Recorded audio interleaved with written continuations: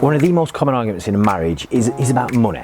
How to spend it and how to save it for the things that really matter. And if you think about it logically, it doesn't make sense. Money is really simple. Save some for a rainy day in the future and then spend some. Even a child can keep a budget. Wealthy, whatever that means to you, but to me it means having more money coming in than what's going out. Debt needs to be repaid and then money needs to be saved for a rainy day, emergency pot, and for the future.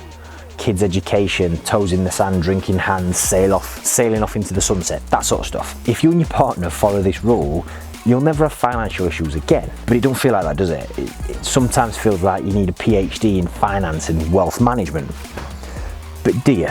There was a study done by Dr. John Gottman of the Gottman Institute, and he got together a load of 8-year-olds and he asked them money advice. He told them he works with mum and dads who are fighting about money, and he wants to help them so they stop fighting and love each other more. And he then told them a story. The dad said, "I don't want to save for tomorrow. I want to spend my money and I want to enjoy life. My Uncle Jack had millions of dollars. He lived in a tiny apartment. He never went out. He was alone and he was miserable. I don't want to be like that." But the mum said, "I grew up in a poor family. My mum and dad never had any money for emergencies or if anyone was sick.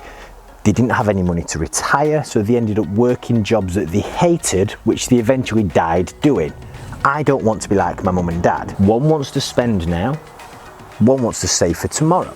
So financially, they're locking horns. So Dr. Gottman then looked at these kids and he said, what should the mum and dad do? And one of the kids said they should save some and spend some.